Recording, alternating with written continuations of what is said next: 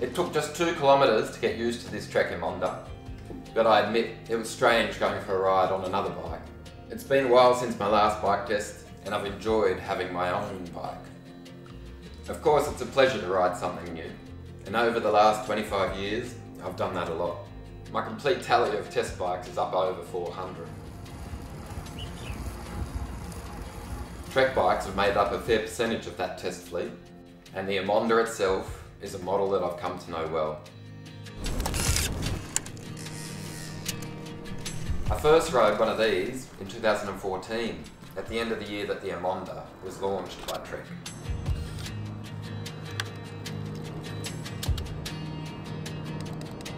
Again, it was an SLR 09. It was an expensive bike.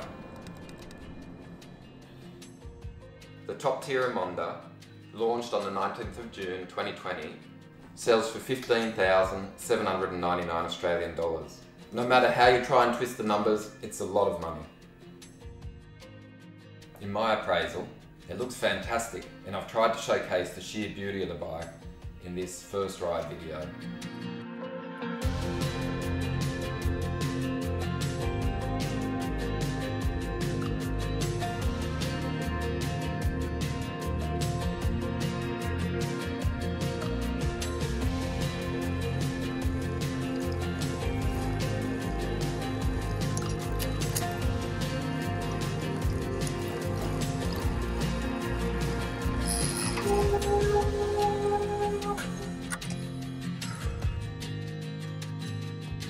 Once I'd ridden my first 2 kilometres on this bike, I felt at ease.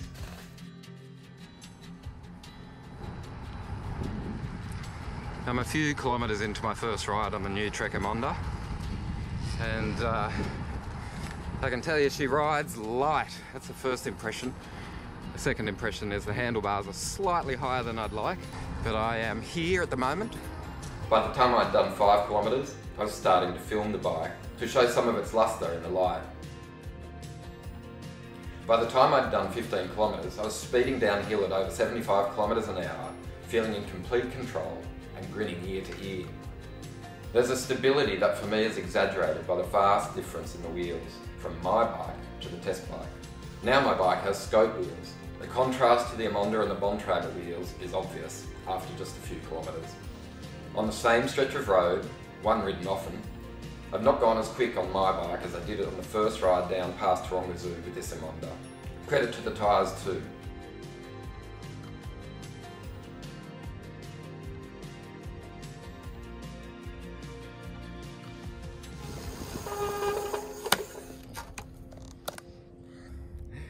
So I'll spare you the trauma of me riding and talking to the camera and the wind, and I'll just pull over. I've been here before, you've seen it on videos if you've watched Ride Media in the past. I'm down at Bradley's Head, just near Mossman, near the zoo in Sydney. It's a great little road just to come and test bikes because there's not a lot of traffic, and you can just get a feel for the handling traits of the bike. I've literally been on this thing for 12 kilometres, out the door, across the bridge and down the hill. And already I feel like I know it. The first thing that you can tell is the saddle feels wide at the nose. It's a very minor detail, but these are the things that you notice in the first few kilometres. But what I really want to say is this thing goes fast, and hang on, there's a car.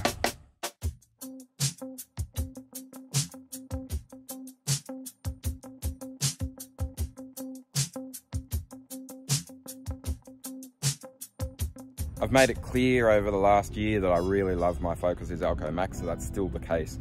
I'm running at the moment some quite deep scope wheels on it, and I know that tends to get blown around a little bit when there's crosswinds.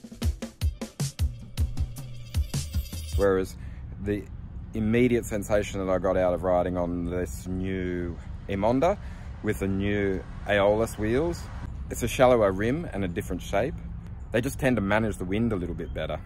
Like I said, I haven't gone very far, but I have been up to about 65 k an hour just coming down to the zoo. And it was effortless, and now I'm going to go climb back up and I'll see how we go.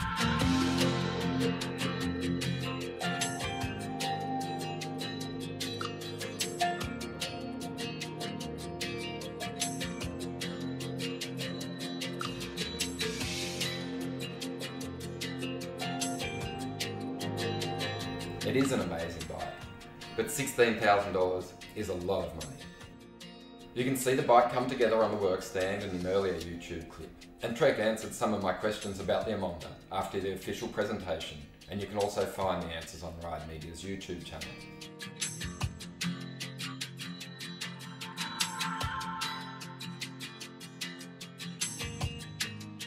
As I've said, this video is to showcase the beauty of the bike and to try and give you a basic understanding of how I think it rides. The aero claims are something that are difficult to quantify when you're out on the road, but you do get a sensation of going fast. And on this bike I've noticed that you get a sensation of going fast very quickly with minimal effort. It sounds cliche and I absolutely hate trying to find words to explain bikes these days.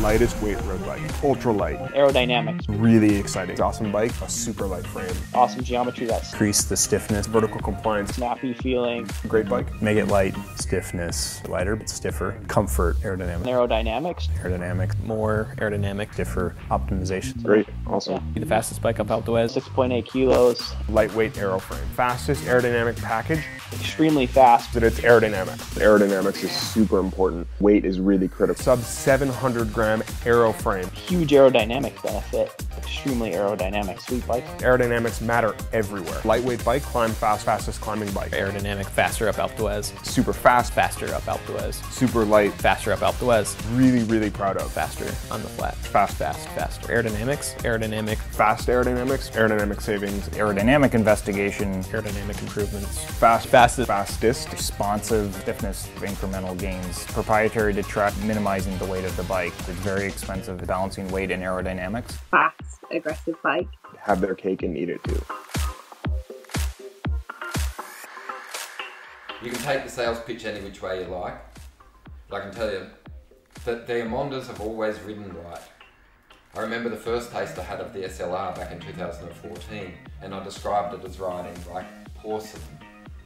It's to say it had a crispness to the frame, and with the 800 OCLV carbon fibre that's come out for this bike, that sensation remains, but I feel it's been a bit more refined. It's not quite the crispness of that original porcelain bike, but it still does sing along on top of the road in a way other bikes don't.